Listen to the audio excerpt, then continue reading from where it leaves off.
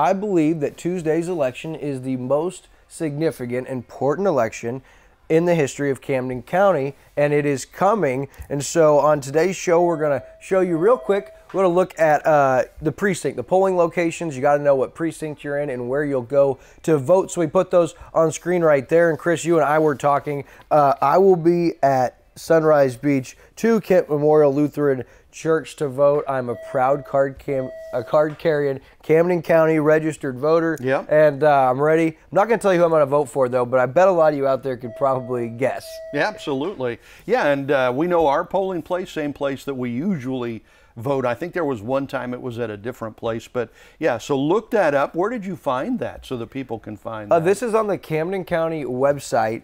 Actually, it's really easy to find almost anything. Not only did I find, and you can see it right here on screen, Andrew does a great job as you look at the Camden County website. There are numerous resources that make it really easy, including a sample ballot you see here. Super important to know what's on the ballot. I have actually, before I started to be a little more involved and let's just say educated and diligent, I'd go in and see the ballot for the first time. I knew what candidates I was going in to vote for. But looking at the ballot ahead of time is helpful, so you can kind of see everything that's on there, from your senators to your auditor at the state level to your state reps in the different districts. But more important, locally, the ones that we've really been talking about is the circuit judge for Circuit 26, Division 2. Of course, the incumbent Kenny Hayden and Fozzie Simon, the challenger. Of course, Associate Circuit Judge Division 4, Michael Gilly is running unopposed. But another big one, Chris, Associate Circuit Judge Division 5, Heather Miller and Ryan Bridges. That is a very contested race. Yeah, big race. And we know both those people. We've, you know, seen them at socials. It's one thing about the local socials, the chamber socials. Man, I tell you, those politicians show up before the elections, you know, trying to get a few extra votes. And so we know them. That ought to be a really interesting, a lot of interesting races. I was most surprised by, I think there's 21 people on the ballot running for U.S. Senator. This is the primary for Republican, I believe. 21, including, I think Eric Schmidt has jumped in the lead in the recent polling. You got Eric Greitens in there and a whole bunch of other names. That's going to be interesting. It is going to be very contested, kind of wild. And then as we look back at the other locals, presiding commissioner, of course, a lot has been said about the incumbent Greg Hasty. And if you look back at the forum that took place Monday, that's on demand now on Lake TV demand platforms. We've got it on Facebook. It'll be on YouTube and Roku by the time you see this. All 3 parts back to back to back, so you can find those there. 5 names for presiding commissioner. Got to be a close race, it looks like there. Of course, Roland Todd, the clerk, running unopposed. And then circuit clerk Karen Clopton, Kayla Henry, recorder, and then the list goes on and on. But the other big one that we have heard a lot of talk and very contested is for the prosecuting attorney, Rochelle Christensen Grosvenor, and Caleb Cunningham, the incumbent. A very heated race, probably going to come down to the wire. But this ballot is super important. And besides the nonpartisan issues that are on the ballot or questions, Osage Beach Fire Protection District asking for the sales tax increase. You could vote yes or no, and then Sunrise Beach Fire Protection District Proposition Fire, they call it, so you vote yes or no. But a big ballot, a lot of things on there.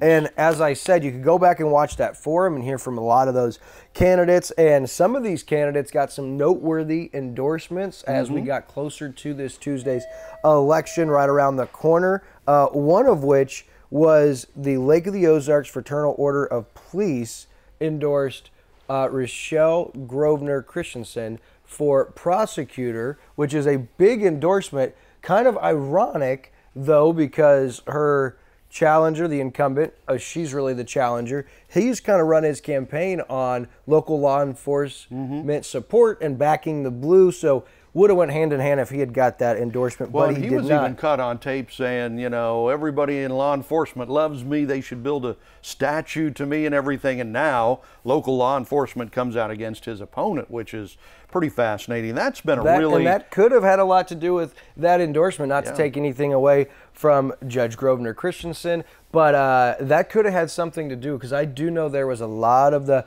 police municipalities, the departments that did not take kindly to those comments that were leaked. So that was a big endorsement. And then another endorsement for Judge Christensen for prosecutor was the mayor of Lake Ozark, Dennis Newberry, came out and he endorses Ike Skelton for Camden County presiding commissioner and Rochelle Christensen Grosvenor, candidate for Camden County prosecuting attorney. And he said this in his letter, which is not on city letterhead. Right.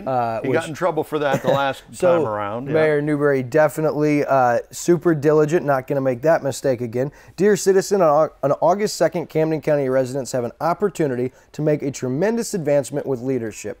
Our current presiding commissioner and prosecuting attorney project an image that is anything but who we are as citizens of Camden County. Boy, that's a strong comment. I hope you have been watching the grassroots efforts that both Ike Skelton and Rochelle Christensen Grosvenor have undertaken. I certainly have. Ike and Rochelle, you are an image that Camden County residents can be proud of. It is a humble honor to endorse the two of you this August 2nd, Dennis Newberry.